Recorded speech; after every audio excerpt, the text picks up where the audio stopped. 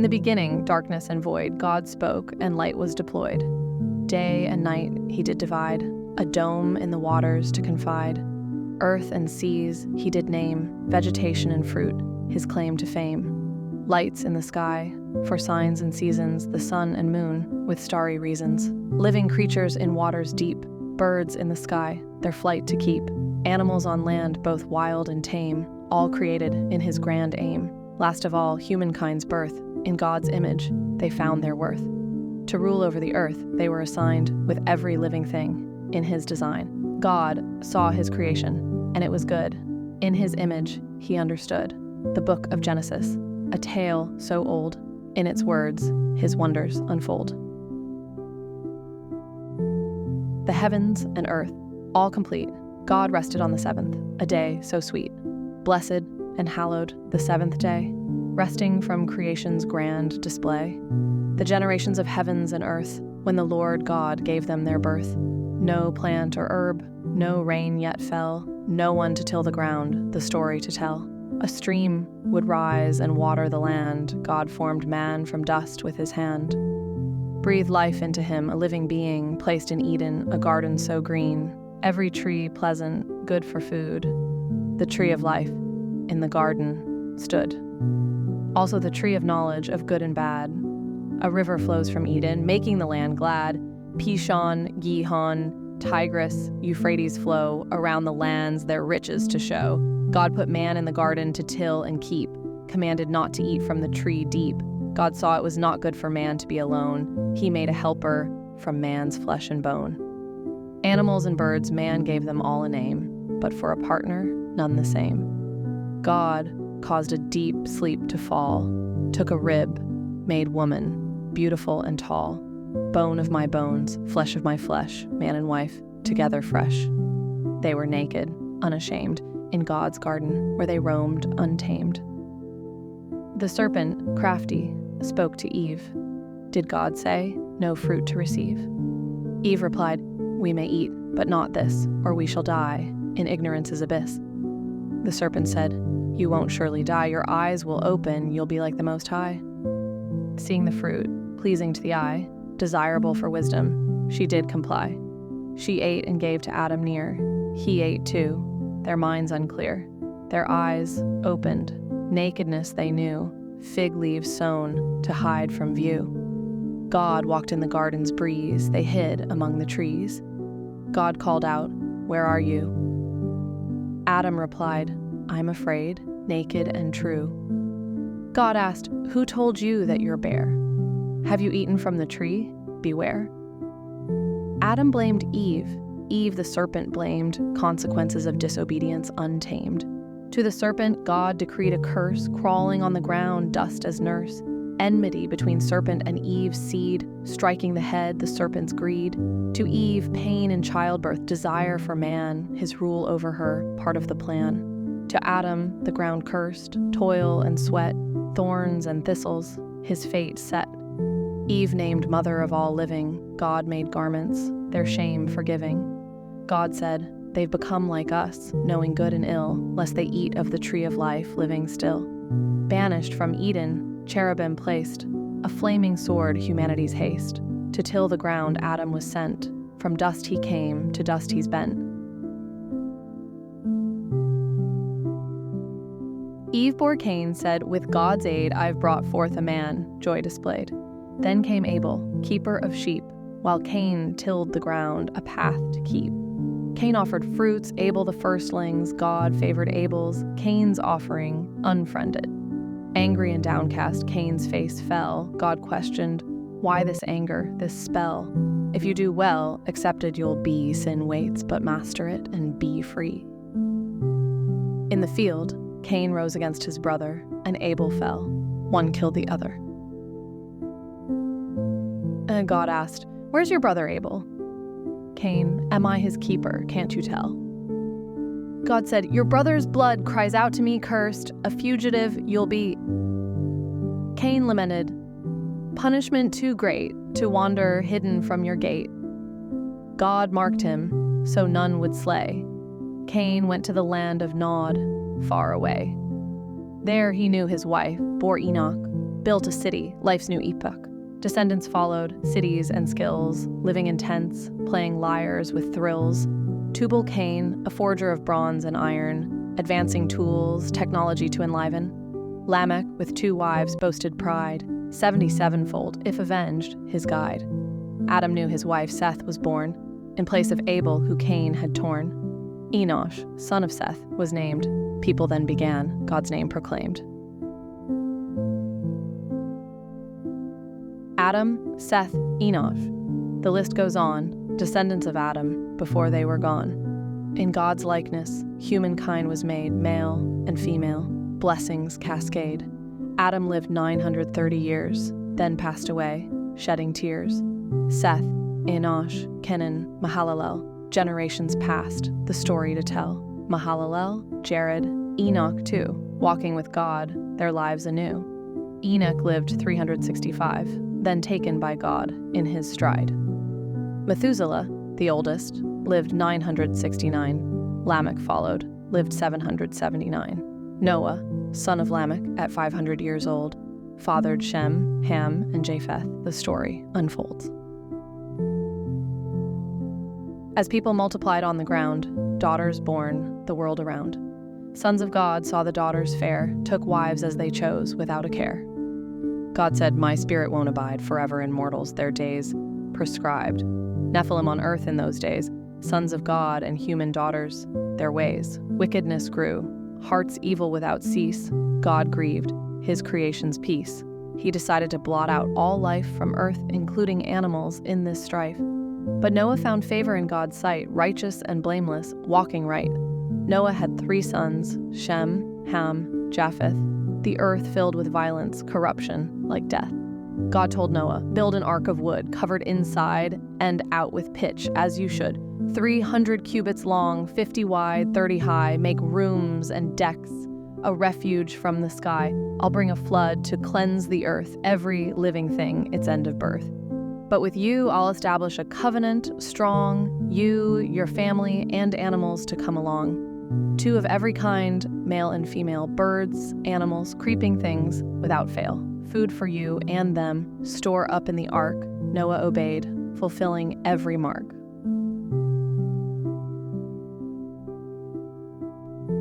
The Lord to Noah spoke, a righteous man, "Build an ark for a flood I've planned. Take your household animals 2 by 2, for in 7 days rain will ensue." Noah obeyed. In the ark they went, clean and unclean animals, as God had meant. 7 days passed, the flood began. 40 days and nights, rain spanned. The fountains burst, the heavens poured. All life on earth by water was floored. Noah, his sons and their wives, every creature, every life. The ark floated high above, as the flood covered all in a deluge. Mountains disappeared beneath the swell, 15 cubits. The waters did tell, all flesh perished, all was drowned. On dry land, no life was found. But Noah and his kin, safe inside by God's command, the ark did abide. For 150 days the waters rose, till the earth was dry, and new life grows. Noah and his family, the earth's restart, the survivors of God's cleansing heart.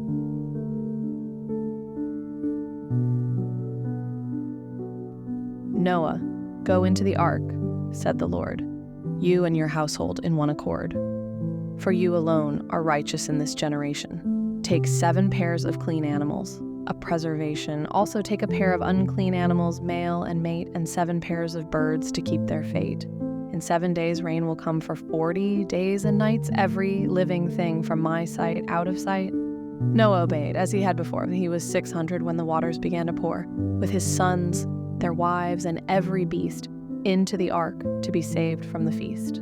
After 7 days the floodwaters came. From the deep and the heavens, no one to blame. Rain fell for 40 days and nights, flooding the earth, an awe-inspiring sight. Noah, his sons, and their wives entered the ark. Every animal clean and unclean, from light to dark. They all went in, as God had said, and the Lord shut them in, no turning ahead.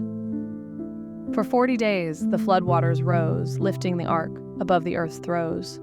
The mountains submerged, the earth's face erased, only the ark in the vast waters traced. All flesh died, birds, animals, and man, in whose nostrils was the breath, as part of the plan. The Lord blotted out life, every living thing, only Noah and those with him, under his wing. For 150 days the waters prevailed Noah and his ark, in which they sailed. God blessed Noah and his sons, saying, "Be fruitful, multiply the earth you'll be swaying. Animals, birds, fish, all are in your hand. Fear and dread of you, over them shall stand. Every moving thing shall be food for you. As I gave green plants, so I give you. But don't eat flesh with its life, its blood. For lifeblood a reckoning, it's understood. Whoever sheds human blood, by humans shall die. For in God's image humankind does lie. Be fruitful, multiply, abound on the earth. This covenant with you, for all it's worth. I establish my covenant, never flood again. A bow in the clouds, a sign, not in vain. When I bring clouds and the bow is seen, I'll remember the covenant, the earth's sheen. The bow in the clouds, a sign everlasting, a covenant between God and every living. Noah's sons were Shem, Ham, and Japheth. Ham, father of Canaan, a footnote of depth. From these sons, the earth was populated. Their descendants, the earth's story narrated. Noah planted a vineyard, drank its wine, got drunk, lay uncovered, a moment of decline. Ham saw his father's nakedness, told his brothers, Shem and Japheth. Showing respect, no others. They covered Noah, not seeing his shame, respecting their father, not seeking to blame. Noah awoke, learned what Ham had done, cursed Canaan, his grandson, not a fun pun. Blessed be Shem, and let Canaan be his slave, Japheth. May he live in Shem's tent, behave. Noah lived 350 years after the flood, 950 years total. In God's love, then he died, his story in the ark, afloat, a tale of righteousness, a story remote. These are the descendants of Noah's sons, Shem, Ham, and Japheth. After the flood runs, Japheth's descendants spread far and wide, Gomer, Magog, and others, their names abide. From Gomer came Ashkenaz and more, coastland peoples, languages galore. Ham's lineage includes Cush and Egypt, put in Canaan, a list to depict. Cush's line extends to Nimrod, mighty and bold, a warrior and hunter, stories of old. Nimrod's kingdom began in Babel's land, then Assyria, cities grand. Egypt's descendants spread wide and far, to Ludim, Anamim, and others they are. Canaan's line includes Sidon and Heth, and tribes like the Jebusites, names in depth. The Canaanites' territory stretched and grew, from Sidon to Gaza, a vast view. Shem, father of Eber, had many sons, from Elam to Aram, their story runs. Arpachshad, father of Shelah and Eber, Peleg, and Joktan, names to remember. Joktan's descendants, a long list, from Almada to Jobab, they exist. These are the families, the lands they possess, their languages, their nations, all in progress. Noah's sons' descendants, a tale to be told. From them, the nations spread, history unfolds. In the land of Shinar, people spoke as one. Their words were the same, unity undone. They said, "Let's make bricks and build a great tower to reach the heavens to show our power." The Lord saw their city, their pride, and their might. He said, "If they're united, nothing's out of sight. Let's go down and confuse their language. You'll see, they won't understand. Scattered they'll be." So the Lord scattered them, their city left unfinished, their language confused, their unity diminished. The place was called Babel, meaning confusion. Their pride and ambition led to dispersion. These are the descendants of Shem as they came, Arpachshad, Shelah, Eber, and their fame. Generations passed, each with its story, leading to Terah, father of Abram, in all his glory. Terah took Abram, Sarai, and Lot. To Canaan they aimed, but settled in Haran's plot. Abram's wife Sarai was barren, no child in sight, yet their journey continued guided by faith, not fright. Terah's days were 205. In Haran he passed, his story alive.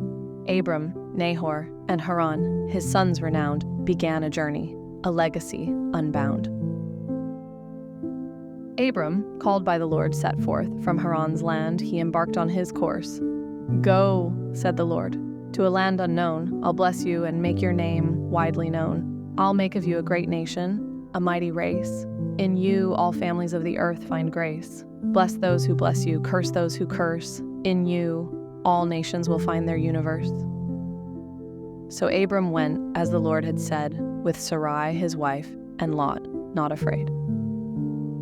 75 years old, on this journey he embarked, with faith in his heart, the unknown he marked.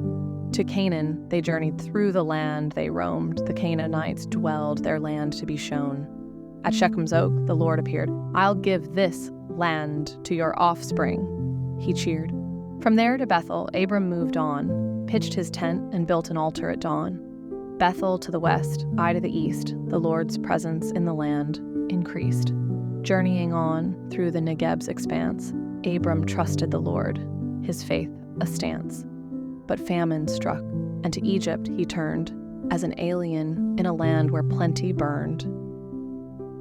Fearing for his life, Abram told a lie. Said Sarai was his sister, with a sigh.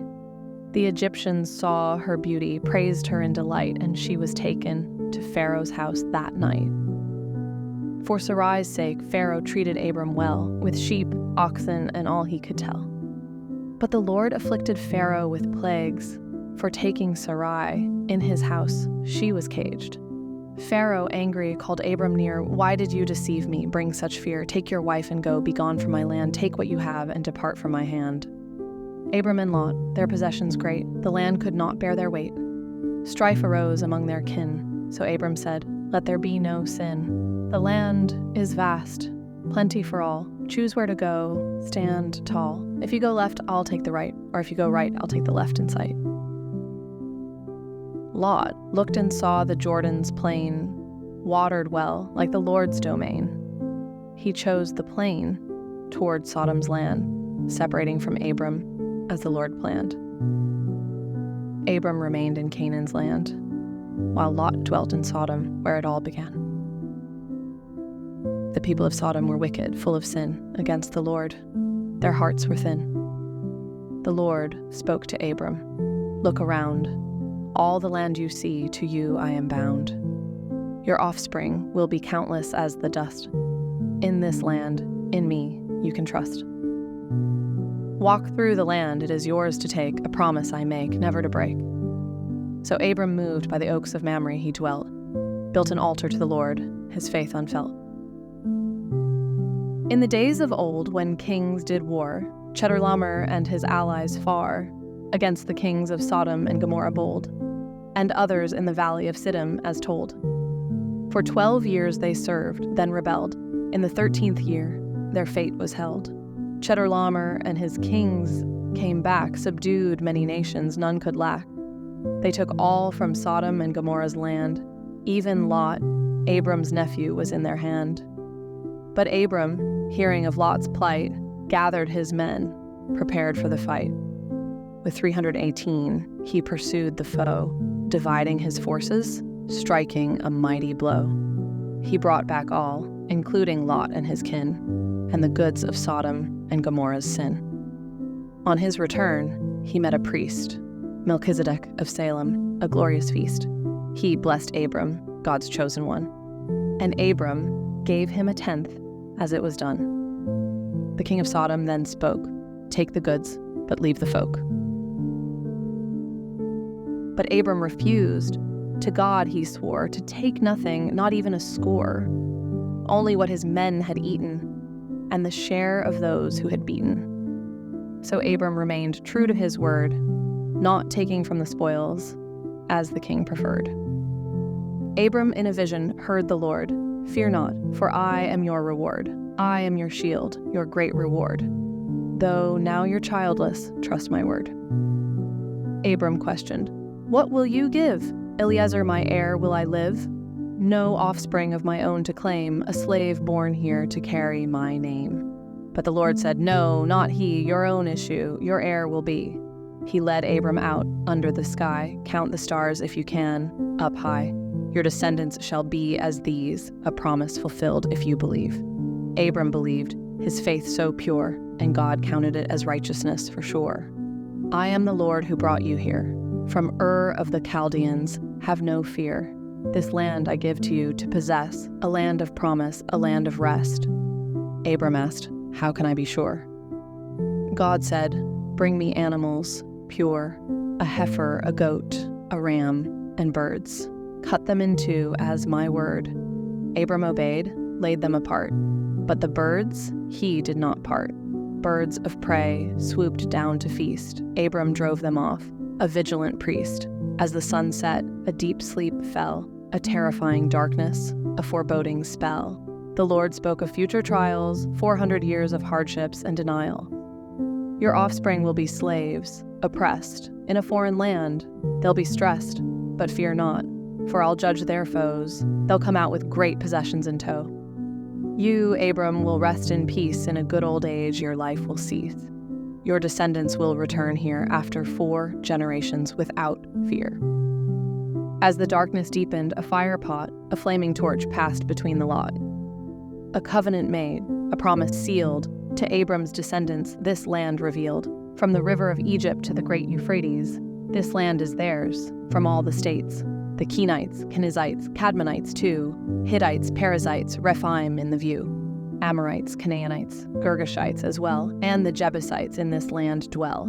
A covenant made, a promise kept, to Abram and his descendants, God's pledge, accept. Sarai, Abram's wife, no child she bore. An Egyptian slave girl, Hagar, she bore. Sarai said to Abram, God's prevented me. Go to Hagar, maybe children will see.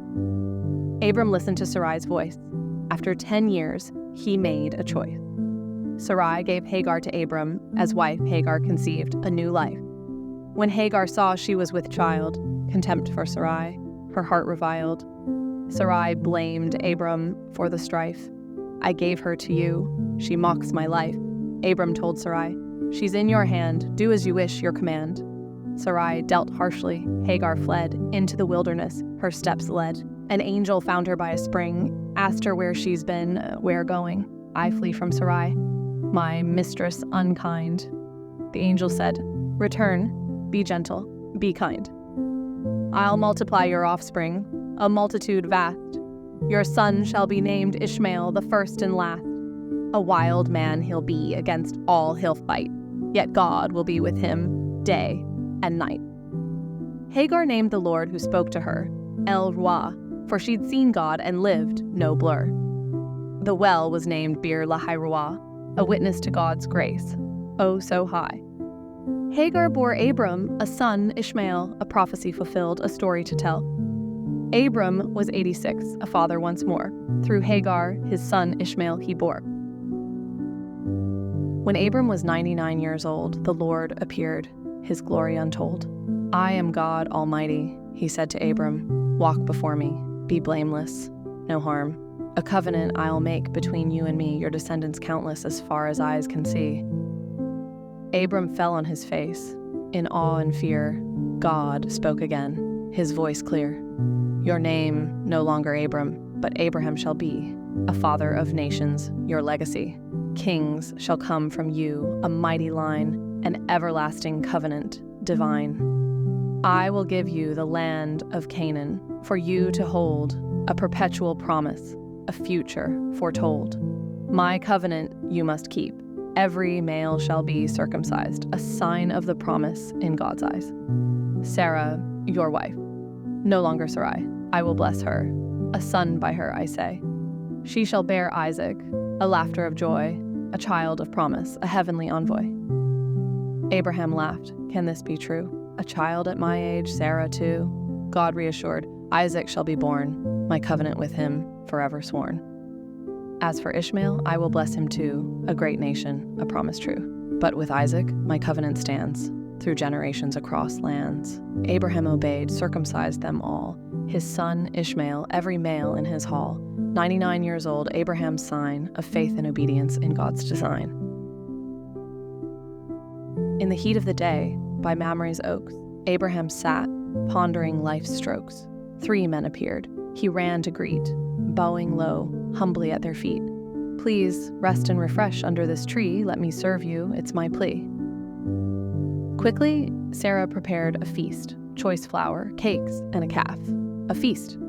They ate and then inquired of Sarah's place. One said, a son for her in due space. Sarah, listening, laughed in disbelief. A child in my old age beyond belief. God questioned Abraham. Why does she laugh? Is anything too hard for me in my path? Sarah denied out of fear, but God knew her laughter clear. The men departed toward Sodom's land. Abraham stayed in God's hand. God revealed his plan. To Abraham's surprise, the outcry against Sodom, the sinful cries. Abraham pleaded for the righteous in the city. If 50 are found, spare it for pity. God agreed. For 50's sake, Abraham bargained a deal to make. 40, 30, 20, then 10. Abraham bargained again and again. For the sake of the few, God would spare, showing his mercy in the air. The Lord departed, his word upheld. Abraham returned, the story held. A tale of bargaining for the righteous few. God's mercy shone in a different view. In the evening's hush, 2 angels came to Sodom's gates, where Lot sat in shame. He rose to meet them, bowed down low. Come to my house, your feet to show. No, we'll stay in the square, they replied. But Lot urged them in, no room denied. A feast he prepared, unleavened bread. They ate and rested the night ahead. Before they lay down, a wicked sight, men of Sodom in the darkness of night. Bring out the men that we may know their evil intent, a horrifying show. Lot pleaded, take my daughters instead, but spare these men under my roof fed. They refused, pressed against the door, intent on their wickedness, wanting more. The angels struck them with blindness deep, so they couldn't find the door to peep. They warned Lot, flee with all your kin, for Sodom's destruction now will begin. Morning dawned. The angels urged, take your wife and daughters, do not be submerged in the city's fate. Escape this wrath, flee to the hills, follow the path. Reluctant, Lot lingered, but was seized, and brought out of Sodom, his fears eased. The city was destroyed by fire and brimstone. God's judgment on sin clearly shone. Lot's wife, curious, turned to see, and became a pillar of salt, a warning to be. Lot and his daughters fled to Zoar. God spared it. To a little city they soar. The Lord rained sulfur and fire, destroying the cities, his judgment dire. Abraham looked, saw the smoke rise. The cities of the plain met their demise. Lot settled in the hills. In a cave he dwelt. With his daughters, in fear he felt. They, in their desperation and despair, laid with their father, a deed unfair. They bore sons, Moab and Ben-Ami, ancestors of nations, their story a tragedy. From Sodom's destruction, a lesson to learn. God's judgment on sin, we must discern. Abraham journeyed to the land so dry, Negab's region, neath the sky. Between Kadesh and Shur he settled in Gerar, a foreigner, his journey did begin. Abraham spoke of Sarah, his wife, my sister, he said, to save his life. King Abimelech took her as his own, not knowing the truth, his heart not stone. But God came to him in a dream at night. You've taken a married woman, a warning, a plight. Abimelech pleaded his case, innocent he claimed, in the integrity of his heart. No sin he aimed. God kept him from sinning, from wrongful deed. You shall live if her husband's wife you heed. Return her to him, for he is a prophet. Pray for you, he will, and no harm will befit. Abimelech, fearful, rose early in the morn, told his servants of his guilt he was torn. He called Abraham, questioned his deed. Why have you brought such guilt? He did plead. Abraham explained, fearing for his life. In this place, no fear of God, only strife. Sarah was his sister, his kin from afar, a tale to protect them while traveling star to star. Abimelech, repentant, restored Sarah with care, gave sheep, oxen, and all he could spare. To Abraham he said, settle where you may, my land is yours, here you may stay. To Sarah he gave silver, 1,000 pieces fair, vindication and exoneration, beyond compare. Abraham prayed, and God healed them all, Abimelech, his wife and slaves, at his call, for the Lord had closed the wombs of Abimelech's house in these dooms. All because of Sarah, Abraham's wife, protected by God in the drama of life. Sarah, in her old age, bore a son. As God had promised, it was done. Abraham named him Isaac, a joyous birth, a testament to God's enduring worth. Isaac grew, and on his weaning day, Abraham celebrated in a joyful way. But Sarah saw Hagar's son, Ishmael, play, and jealousy led her to say, "Cast out this slave woman and her son, for Isaac shall inherit, the only one."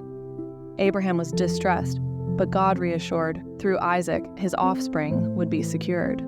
Abraham, obedient, rose early with bread, and sent Hagar away, as God had said. Lost in the wilderness, with water spent, she thought her son's life was near its end. But God heard Ishmael's cry, so clear, and comforted Hagar, calming her fear. He showed her a well, a source of life, and promised Ishmael would thrive. Ishmael grew, skilled with the bow, living in Paran as God did bestow.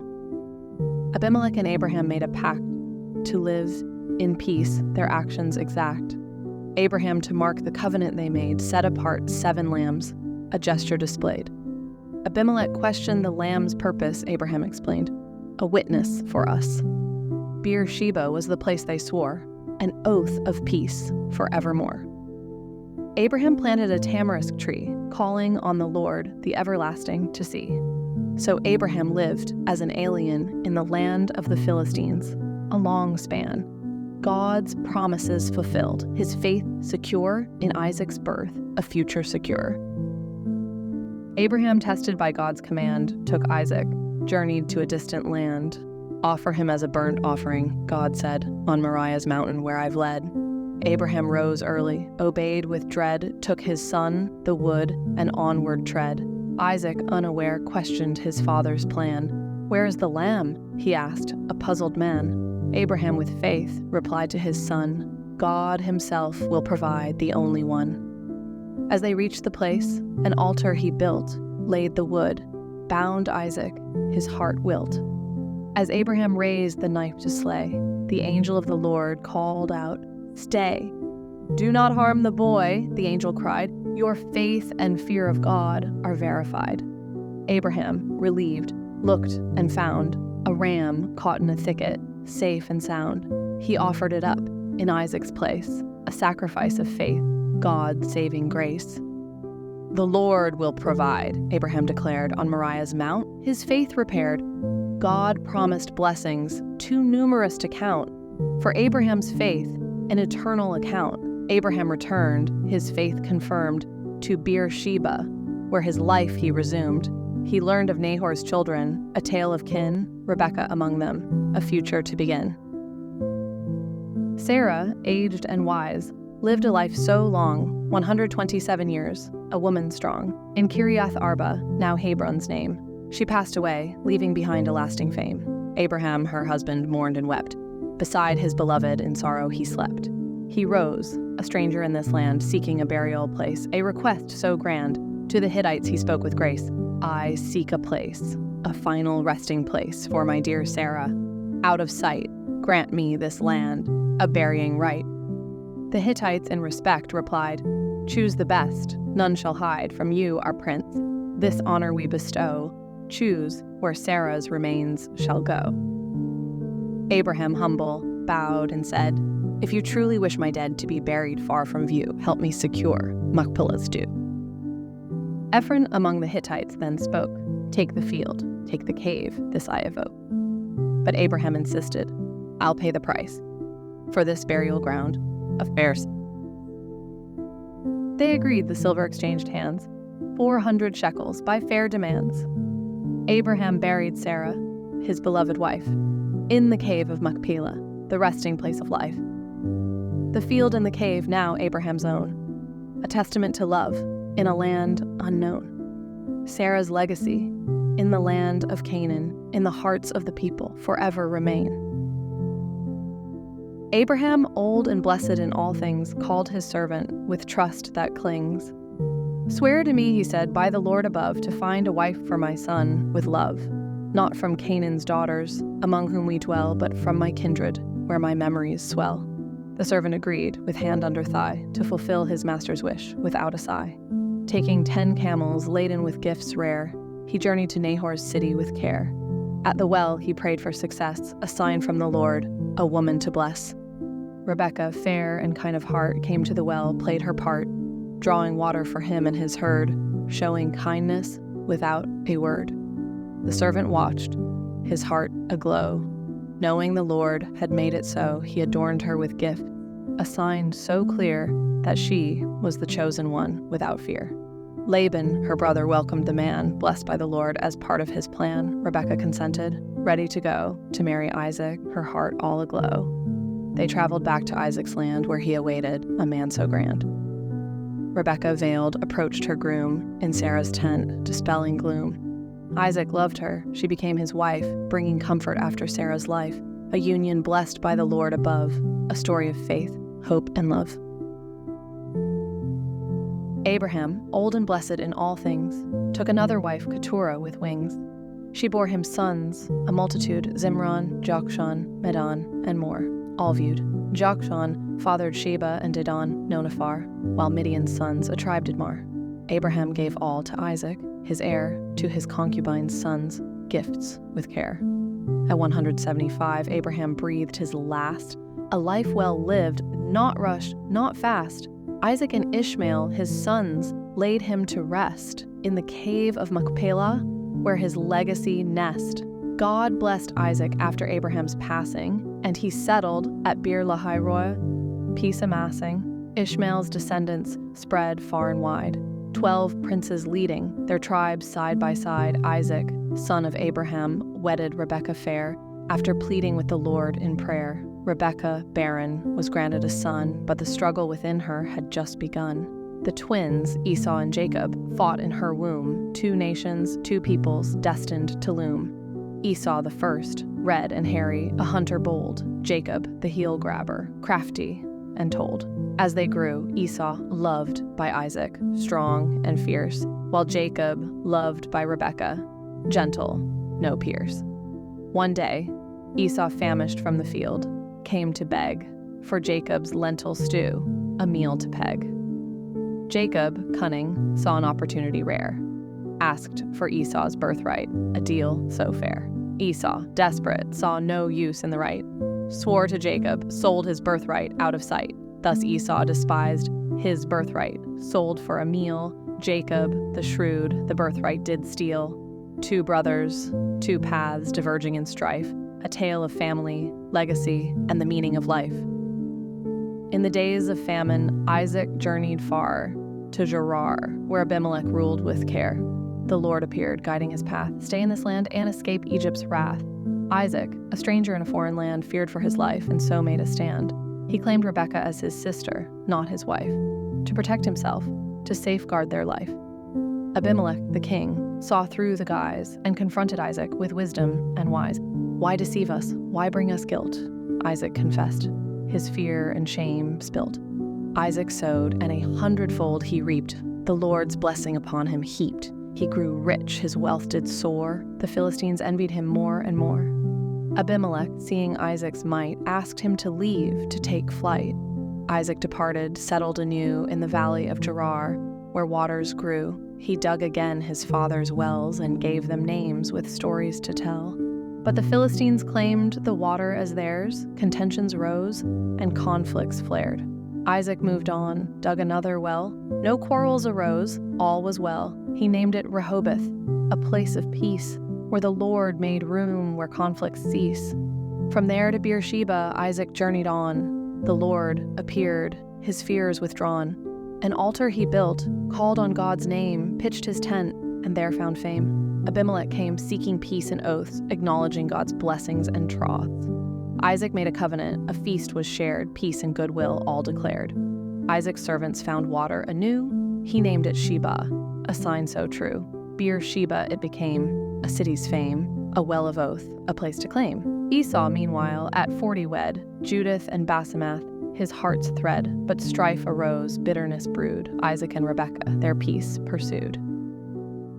Isaac, old and eyes grown dim, called Esau, his son, to him.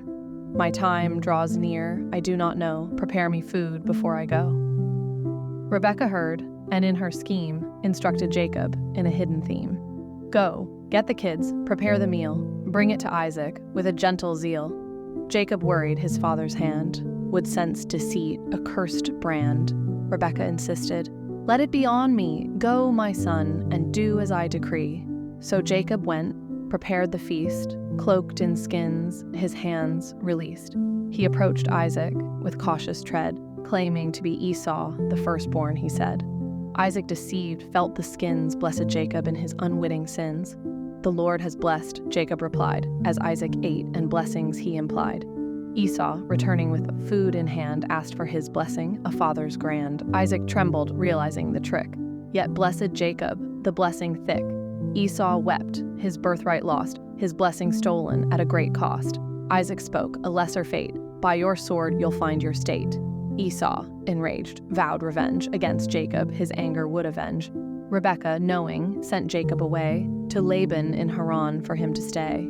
As Jacob fled and Esau seethed, Rebekah lamented, her heart grieved. If Jacob marries a woman of this land, my life will be but a grain of sand. Isaac called Jacob, blessed his way, go not to Canaan to marry, I say. To Paddan Aram, your kin's abode, take a wife from Laban's household. God Almighty bless you, make you great, a multitude, a prosperous state. The land of Abraham to you I give, may you and your offspring in it live. Jacob obeyed, to Paddan Aram he went, to Laban's house, his steps were bent. Esau, seeing, took a wife too from Ishmael's line, a woman, true. Jacob journeyed, the sun did set, laid down to rest, no bed to get. He dreamed of a ladder, reaching high, angels ascending, descending nigh. The Lord stood by, spoke of promise sure, to him and his offspring, blessings pure. I will be with you wherever you roam, till I fulfill what I've sworn. Jacob awoke. In awe he said, the Lord is here, this place I dread. This is God's house, the gate of heaven. I'll make this stone, a pillar even. He named it Bethel in the morning light, made a vow to God in the sight. If you keep me safe, provide my need, I'll give back to you from every deed. Jacob traveled eastward, his journey long, to the land where strangers throng. He came upon a well, a gathering place, for flocks and shepherds, a familiar trace. 3 flocks lay there by the well's side, watered from its depths, a provision wide. Jacob asked the shepherds, where do you hail? We're from Haran, they said without fail. Do you know Laban, Nahor's son? Yes, they replied. We're familiar, one by one. And how fares Laban, is he well? He's well indeed, and here comes Rachel, his belle. Rachel approached with her father's sheep. Jacob, moved by her beauty deep. He rolled the stone from the well with ease, watered the flock, eager to please.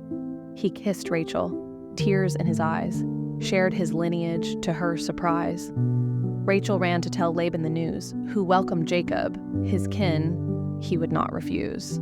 Laban said, you're bone of my bone, stay with me, you're not alone. Jacob, in love with Rachel fair, offered to serve, a vow he did declare. I'll work for you 7 years for Rachel's hand, for her, my love, I'll make a stand. Laban agreed, the bargain was struck. 7 years seemed but a brief luck. The time passed swiftly, love grew strong. Jacob approached Laban before long. You give me my wife, he asked with a plea. For my service is done, let us be. Laban prepared a feast, a joyous night. But in the dark, he switched the sight. Leah was brought to Jacob's bed, a deception that filled him with dread. In the morning light, Jacob cried, why deceive me, Leah, as my bride? Laban explained, customs here are so, complete her week, then Rachel you'll know. Jacob fulfilled Leah's week as he was told. Then Rachel, his true love, he would hold. Another 7 years of service he gave for Rachel, his beloved. He gladly became a slave. The Lord saw Leah's sorrow deep. He blessed her with sons, her heart to keep. Ere Reuben, Simeon, Levi were born, each name a testament, each child sworn. Leah's 4th son, she named him Judah, a praise to the Lord, a joyous hallelujah. With Judah's birth, Leah's birthing ceased, a tale of love, betrayal, and a family increased. Rachel, barren, filled with despair, envied Leah's fruitful womb so fair. To Jacob she cried, "Give me a child, I pray, or let me die, my heart dismayed." Jacob, perturbed, responded, "Am I God? The fruit of the womb in his hands is odd." Rachel then offered her maid Bilhah to bear, upon her knees, children for her to rear. Bilhah conceived, a son was born. Rachel rejoiced, her heart adorned. Dan, she named him, for God had judged, and heard her voice, her sorrow smudged. Again Bilhah conceived, another son, Rachel proclaimed, Naphtali, my wrestling one. Leah, seeing her own fertility wane, gave her maid Zilpah to Jacob, a child to gain. Zilpah bore Jacob a son. Gad his name, Leah rejoiced, her fortune came, a second son followed, named Asher. Leah's happiness grew, her heart a treasure. In the wheat harvest, Reuben found mandrakes, rare plants on the ground. Rachel begged Leah, "Give me some, I plead." Leah retorted, "For mandrakes must you my husband's bed impede?" Jacob, returning, was met by Leah's request. For mandrakes, a night with her, she pressed. God heeded Leah, and she conceived again. Issachar was born, ending her pain. Another son followed, Zebulun his name. Leah rejoiced, her fortune became a daughter. Dinah to Leah was born, a sister to her sons, a joyous morn. God remembered Rachel, her womb opened wide. Joseph was born, her reproach set aside. She said, "May the Lord add to me another son." Her heart's desire, her hope, not yet done. Jacob, with his wives and children in tow, asked Laban to let him go. Laban, reluctant, offered wages, fair for Jacob's service, beyond compare. Jacob proposed a deal with God as his guide, to take the speckled and spotted as his side. Laban agreed, the plan was set, to part the flocks without regret. Jacob used rods of poplar and almond and plane to breed the flocks, a strategy arcane. The stronger animals bore speckled and spotted young. Jacob's wealth grew, his praises sung. Exceedingly rich with flocks and herds, Jacob left Laban, fulfilling his words. God had blessed him, abundantly so. His family prospered, his wealth did grow. Jacob, hearing Laban's sons' discontent, they claimed he'd taken all their father's lament. Laban's favor waned, his gaze turned cold. God spoke to Jacob, his fate foretold. "Return to your land, to your kin," said the Lord. "I'll be with you, my promise restored." Jacob called Rachel and Leah near, told them of Laban's deceit, crystal clear. "I served your father faithfully," Jacob proclaimed, "but he changed my wages, unjustly framed. God blessed me despite Laban's deceit. All that was his to me did meet." Rachel and Leah, with voices strong, spoke, "We're no longer welcome in our father's throng. All that was his now belongs to us. Do as God commands, without fuss." Jacob gathered his family and wealth, departed swiftly, preserving his health. Laban pursued, anger in his heart, but God warned him, "Speak not, for we must part." Meeting Jacob, Laban was filled with ire, accusing him of theft, fueling the fire. "Why flee secretly?" Laban asked in dismay. "I would have sent you off in a joyous display." Jacob defended, recounting his toil. For 20 years he'd worked the soil. He bore the losses, endured the heat and cold. Laban's flock prospered, his wealth untold. Laban claimed, "All you see is mine." But Jacob, undeterred, drew a line. A covenant they made, a pillar raised high as witnesses to their pact under the sky. They ate together by the stone heap, a feast to seal their covenant deep. Laban blessed his daughters and grandchildren with care, then turned and left, his heart laid bare. Jacob, journeying on his way, met with angels at break of day. He named the place Mahanaim, God's camp, where angels came. Sending messengers ahead to Esau, his brother, he fled. "I've lived with Laban, as you know, now I return humbly to show. I have oxen, donkeys, and flocks, servants too, in numerous stocks. Please, let me find favor with you, for my heart is honest and true." The messengers returned with the news. Esau was coming with 400 crews. Jacob, greatly afraid and distressed, divided his people, fearing the worst. He prayed to God, his ancestors' Lord, I'm not worthy of all you've stored. You promised good. You've been faithful. Deliver me from Esau's wrath so dreadful.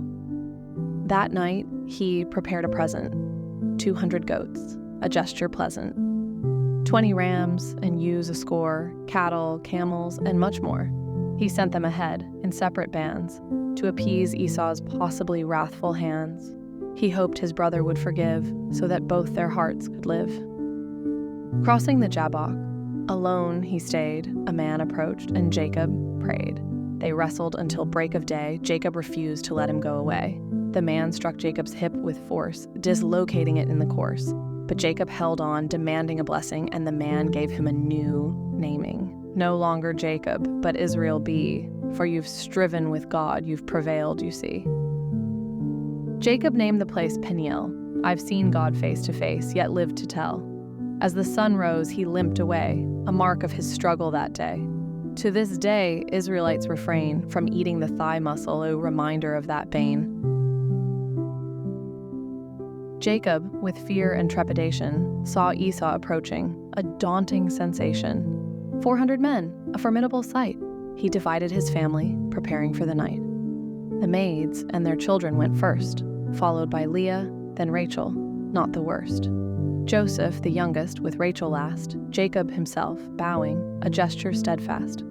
As Esau drew near, Jacob bowed low. 7 times he bowed, his respect to show. Esau ran to him, embraced him tight. They wept together, a reunion so right. Esau asked, "Who are these with you?" Jacob replied, "God's blessings, all true." The maids and Leah bowed down in turn, Joseph and Rachel, for whom his heart did yearn. Esau questioned the purpose of this grand display. Jacob replied, "To find favor, I pray." Esau said, "I have plenty, keep what is yours." But Jacob insisted, offering gifts and more. Esau relented, accepting the gift. Their rift now healed, their spirits lift. Esau proposed to travel together, but Jacob declined, his reasons tether. My children and flocks need a slower pace, to avoid fatigue, to maintain their grace. You go ahead, I'll follow in time, to Seir, your land, where our paths align. Esau offered to leave some men behind, but Jacob declined, his heart kind. Esau departed, heading for Seir, while Jacob journeyed to Succoth without fear. In Succoth, Jacob built a house, a place to stay. He made shelters for his cattle, a humble array. He journeyed on to Shechem in Canaan's land, where he bought a plot of land, a transaction grand. There he erected an altar, calling it El Elohi, Israel, a symbol of his faith where his heart did dwell. Jacob's journey was long, filled with trials and grace, but through it all, he found his rightful place. Dinah, daughter of Leah, fair and kind, went out to visit with a gentle mind.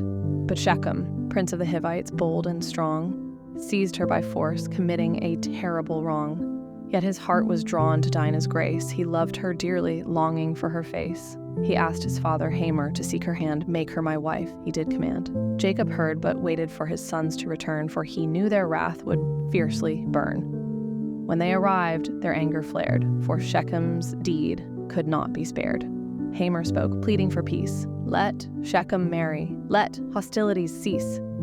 Intermarry with us, let us unite, live as one, in peace and light. The sons of Jacob, in cunning reply, deceived Hamor and Shechem, their intent array.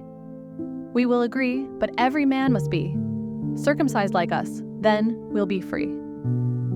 Shechem agreed, eager to comply. He was honored, a gleam in his eye. The men of the city followed suit, circumcised, though it brought them pain acute. On the 3rd day, in their weakened state, Simeon and Levi, fueled by hate, attacked the city. With swords they slew all the males, their vengeance true. They took Dinah and plundered the town, taking all, not leaving a gown. Jacob, distressed by his son's cruel feat, feared reprisal, his family's defeat. But Simeon and Levi, in fierce defense, asked, should our sister's honor be so dense? Their actions harsh, their motives clear. In defense of Dinah, they showed no fear. In ancient times, God spoke to Jacob, "Arise, go up to Bethel, the holy rock. Settle there, make an altar to me, for I appeared to you when you were free. Put away your foreign gods," he said. "Purify yourselves, change your clothes." He led, "Come, let us go up to Bethel's hill, where I answered you in your distress still." As they journeyed, a terror fell, no one pursued, in fear they dwell. Jacob came to Luz, now Bethel known, with all his people, to make God's presence shown. He built an altar and named it El Bethel, for there God revealed himself, no parallel. Deborah, Rebekah's nurse, passed away, buried under an oak, remembered to this day. God appeared again, blessing Jacob anew. No longer Jacob, Israel shall be you. Be fruitful and multiply, God said. A nation and kings from you shall spread. The land I gave to Abraham and Isaac, I now give to you, fulfill your pact. Israel journeyed on, pitching beyond the tower, continuing his path with God's power. Rachel, in childbirth, had hard labor. Her soul departing, she named her son Benoni. But his father called him Benjamin. Rachel died, buried near Bethlehem. Jacob set up a pillar at her grave, a lasting tribute to the wife he couldn't save. Israel journeyed, living in the land. Reuben lay with Bilhah, Israel's reprimand. The sons of Leah and Rachel, Bilhah and Zilpah. Each one a jewel, 12 in total, the sons of Jacob, born in Padan Aram, following God's clock. Jacob came to Isaac, his father, at Mamre or Kiriath Arba, where they gather. Isaac's days were 180. He died, gathered to his people, resting in serenity. In the land of Edom, Esau's tale, descendants listed, his legacy hail. His wives were Canaanites, Adah, Oholibamah, Basemath too, their sons and daughters, a mighty crew. Adah bore Eliphaz, Basemath Ruel, Oholibamah Jush, Jalam, Korah as well. These sons in Canaan were all born, their possessions grew, their families adorn. Esau moved away, his wealth too great, a land for himself, a separate fate. He settled in Seir, the hill country grand, Esau, the father of Edom in that land. His sons and clans, a lengthy list, Eliphaz, Ruel, their offspring kissed. Timnah, a concubine, bore Amalek, adding to the legacy, a new check. Ruel's sons were Nahath, Zerah, Shammah, Mizah, Basemath's sons. Eliphaz's kin, a similar saga. Oholibamah's sons, Josh, Jalam, Korah, clans of Esau, in the land of Seir, a grand flora. Seir the Horite, his descendants renowned, Lotan, Shobal, Zibeon, to their renown. Anah, Dishon, Ezer, Dishon too, clans of the Horites, their legacy grew. Kings of Edom, a line of reign, Bela, Jobab, Husham, their domain. Hadad, Samlah, Shaul, each had their turn. Baal Hanan, Hadar, their rule did burn. Clans of Esau, in Edom's land, Timnah, Alva, Jatheth, a strong band, Oholibamah, Elah, Pinon, Kenaz, Timon, Mibzar, their stories blaze. Magdiel, Iram, in Edom's tale, Esau's legacy, a mighty gale. These are the clans, the families of Esau. In Edom they settled, their story aglow.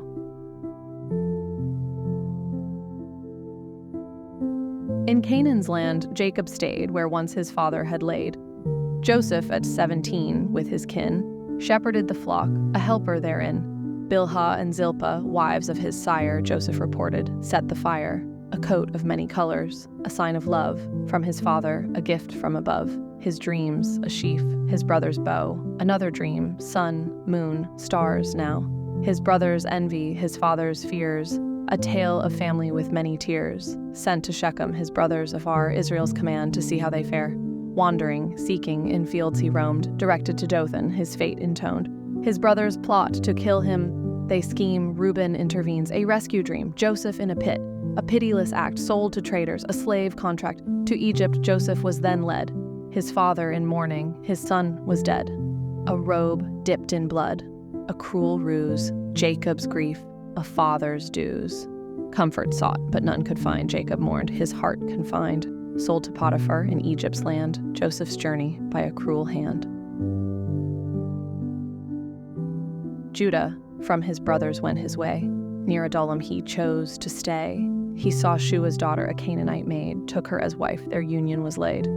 Was born, then Onan came, Shelah followed, adding to their name. Wed Tamar, but in sin he fell. The Lord's judgment upon him befell. Onan's turn, a duty to fulfill, but he refused, the Lord's will to kill. Judah then told Tamar to wait until Shelah was grown, a husband's fate. Judah's wife died, his mourning done. To Timnah he went with the morning sun. Tamar heard, and a plan she laid to secure her future as the widow bade. At Enim's entrance, she veiled her face. Judah mistook her in a different place. He promised a kid for a moment's pleasure, not knowing he'd add to his family's treasure. Pledges exchanged, a signet, a cord, a staff in hand, the agreement was stored. Tamar conceived by Judah's seed. She went her way, fulfilling her need. Judah sent the kid, but she was not found. No temple prostitute in all the town. Judah decided, let her keep what was due, lest they be mocked for what he knew. 3 months later, a report did say Tamar was pregnant in a scandalous way.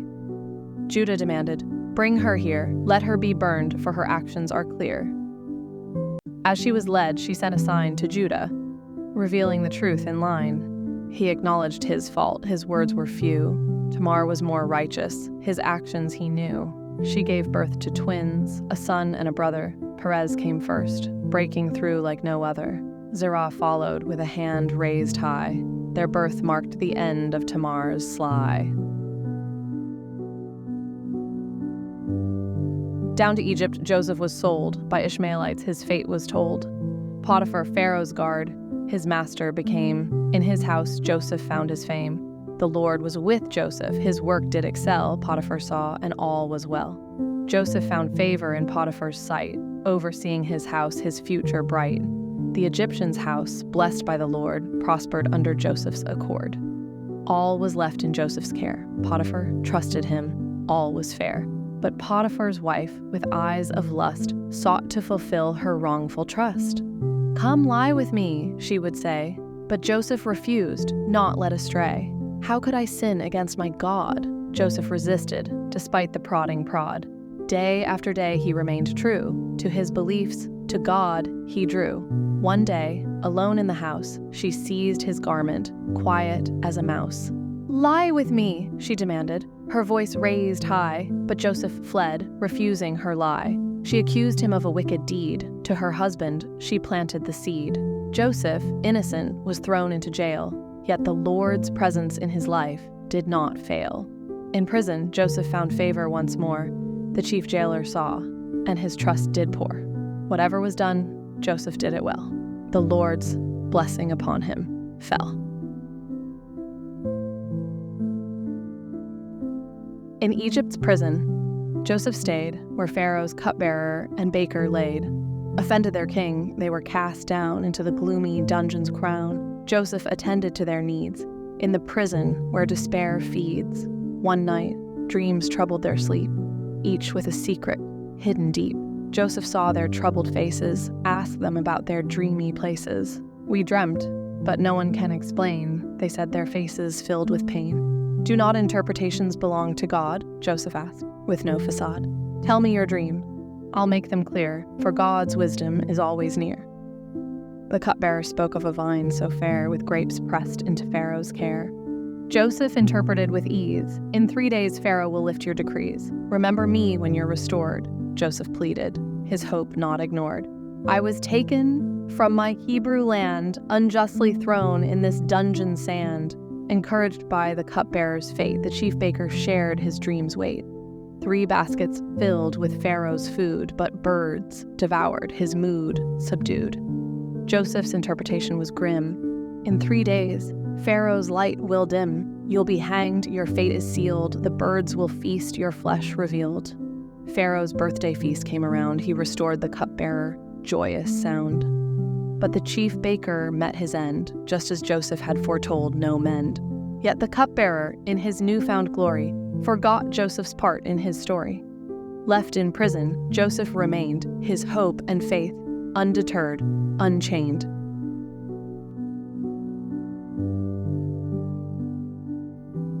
In Egypt's land, by the Nile's side, Pharaoh dreamed, his spirit tried. 7 sleek cows from the river came, grazed in the reed grass without shame. Then 7 ugly cows, thin and mean, came up from the Nile, a dreadful scene. The thin cows ate the fat, a sight absurd, and Pharaoh woke, his sleep disturbed. Again he dreamed of grain, so fine, 7 plump ears on one stalk entwined, then 7 thin ears, blighted by the wind, swallowed the good, a vision unkind. Pharaoh's spirit troubled, his dreams obscure. He sought wisdom, but found no cure. The cupbearer remembered Joseph's skill to interpret dreams with God's will. Joseph hurried from the dungeon deep before Pharaoh to hear his dreams. He freed. I cannot interpret dreams, Joseph said, but God will answer in your stead. Pharaoh recounted his dreams, each detail, the cows, the grain, a foreboding tale. Joseph explained, with wisdom pure, 7 years of plenty, then famine's lure. The fat cows, the plump grain, plenty's reign, 7 years of abundance, no grain in vain. But after that, 7 years of drought, famine will prevail, no food about. Store up grain during the years of plenty, to survive the famine wise and steady. Appoint a discerning man to oversee, to save Egypt from hunger's decree. Pharaoh, pleased by Joseph's plan, made him ruler o'er all the land, garbed in fine linen, a gold chain on his neck. Joseph rode in a chariot, a leader, not a speck. Pharaoh gave him a new name, Zaphnath-Paneah, for his fame. He married Asenath, priest's daughter fair. In Egypt, Joseph ruled with care. Joseph was 30 when his rise began, ruling Egypt, a trusted man. He stored up grain, a vast supply, like the sand of the sea, no measure could apply. Before the famine struck, 2 sons he had, Manasseh and Ephraim, no longer sad. For God has made me forget my hardship, he said, and made me fruitful, despite where I tread. The famine spread as Joseph foretold, but in Egypt there was bread to behold. People came from far and wide to Joseph, who saved them. With God as his guide. When Jacob heard of Egypt's grain to his sons, he did explain, "Why do you stand and stare? Go to Egypt, buy our fare." 10 brothers went, but not the youngest, for fear that harm would be the costest. They bowed before the governor's might, unknowing it was Joseph out of sight. Joseph saw his brothers, recognized at glance, but treated them as strangers, harsh askance. "Where do you come from?" he inquired. "From Canaan, to buy food," they were sired. Joseph accused them, "You are spies, to see the land's nakedness, your lies." They pleaded innocence, but he was stern. In prison he put them to discern. After 3 days Joseph spoke anew. "I fear God, and this you must do. Leave one brother here, the rest take grain, return with your youngest, thus you'll not be slain." They spoke among themselves, guilt did arise for what they did to Joseph, now the price. Reuben remembered, "I warned you then, but you did not listen, now we face this pen." Joseph heard them, turned and wept. Simeon bound while their bags he kept. Filled with grain, their money returned, their hearts troubled, lessons learned. Back to Jacob they did report, their dealings in Egypt every sort. They recounted the governor's harsh command to leave one brother and to bring Benjamin as planned. When they found their money returned, their hearts with fear and confusion churned. Jacob lamented, "Joseph is no more, now Simeon is gone, and you ask for more?" Reuben pledged, "My sons as surety I'll give. If Benjamin does not return, let them live." But Jacob refused, "Benjamin stays with me, lest harm befalls him, and I die in misery."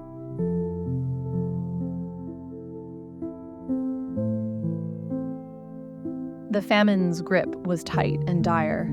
In Canaan's land, the situation dire. Their grain from Egypt had been consumed. Jacob's sons faced a fate illumined. "Go again," their father said, "buy us food, or we'll be dead."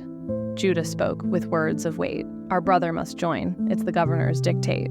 Why did you tell him of another?" Israel lamented. "You've caused me bother." They explained, "He asked, we answered true. How could we know what he would construe?" Judah pled, "Send the boy with me, or we all face calamity. I'll be surety for a safe return. Hold me accountable. Let my fate burn." Israel relented, giving them grace. "Take these gifts. Seek mercy's embrace. May God grant you favor in the man's sight. Bring back Simeon and Benjamin. Make it right." So they journeyed with gifts and double pay. Benjamin with them, on that day. Before Joseph they stood in awe. He ordered a feast, to dine without flaw. Fear gripped them, thinking of their past, the money in their sacks. They feared to be cast. But the steward reassured, "Do not dread, your God has blessed you," he said. Simeon was brought out, reunited at last. The brothers washed, their fear surpassed. They prepared the gift for Joseph's sight, who arrived at noon, a heart aglow with light. He asked of their father, their family's well-being. They bowed, their respect revealing. Seeing Benjamin, his heart did swell. "God be gracious to you," he did tell. Overcome with emotion, he withdrew to weep, then returned, his composure to keep. The meal was served, each in his place. Benjamin's portion fivefold, a sign of grace. They ate and drank in joy and cheer, reunited, their bond held dear. Joseph's plan unfolded, unknown to them, as they ate together, reconciled stem to stem. Joseph commanded his steward, bold and spry, "Fill their sacks with food, let them not be dry. Put each man's money in the sack topmost, and in Benjamin's sack place my silver cup, almost." At dawn, the men departed their journey long, but Joseph's plan would soon prove wrong. He sent his steward after them with a task to ask, "Why steal my cup? An evil deed, a twisted mask." Confused, the brothers defended with passion, "We've done no wrong, no thievery or fashion. We returned the money. A mistake you'll find. Why accuse us of such a heinous kind?"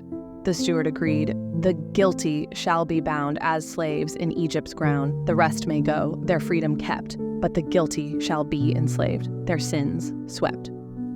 The cup was found in Benjamin's sack. Their dismay, their courage, did not lack. Returning to Joseph, they fell to the ground, their fate uncertain, their future unbound. Judah stepped forward, his plea sincere. "Do not enslave us, do not jeer. Our father's heart is bound to Benjamin's life. If harm comes to him, it would cut like a knife." He recounted their tale, their father's sorrow, his love for Benjamin, a bond they'd not borrow.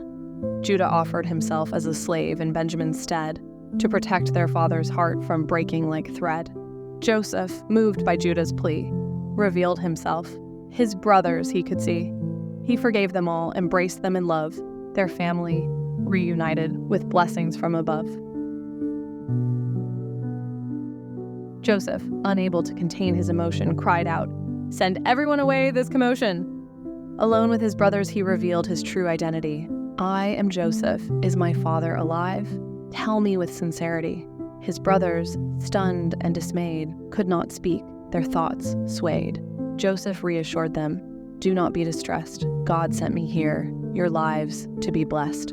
For 5 more years, famine will reign, but God's plan will keep you from pain. Go to my father, bring him without delay to the land of Goshen, where you'll stay."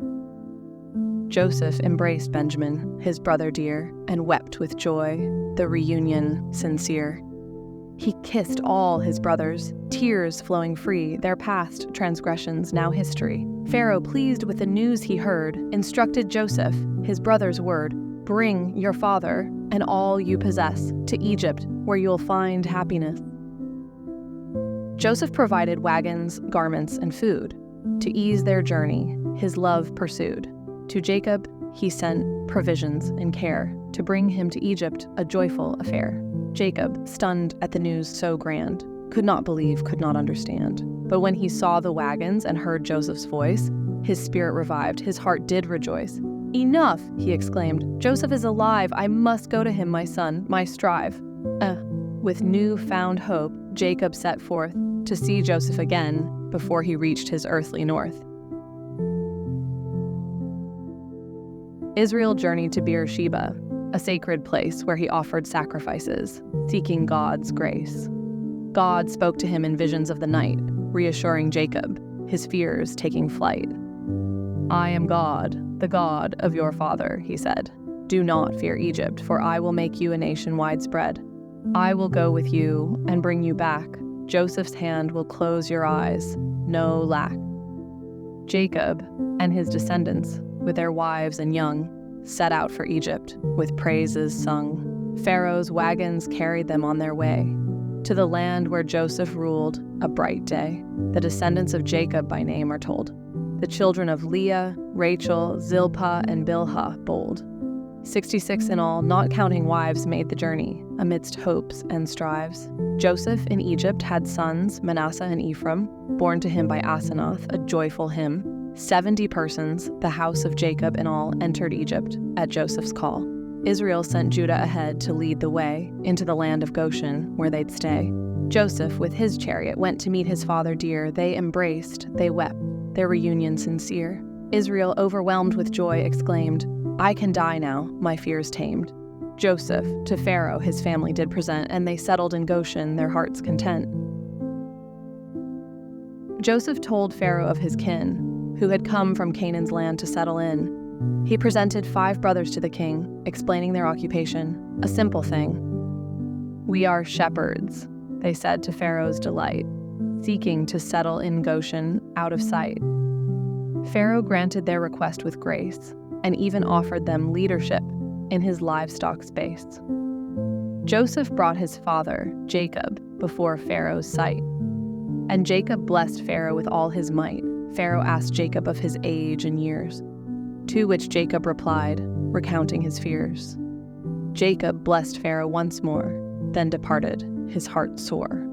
Joseph settled his family in the land, providing for their needs, a loving hand. The famine was severe, no food was found. So Joseph gathered all the money around. When the money was gone, people came in despair. Joseph exchanged food for their livestock with care. As the famine persisted, the people grew desperate, offering their land and themselves a bargain set. Joseph bought all the land for Pharaoh's hand, except for the priests, who had their own land. Joseph provided seed for the people to sow, but 1/5 of the harvest to Pharaoh they'd owe. The people thanked Joseph for saving their lives, willingly becoming Pharaoh's slaves, their freedom deprived. Israel settled in Goshen, the land of plenty, growing and multiplying, a prosperous entity. Jacob lived in Egypt for 17 years more, his life ending at 147, not a bore.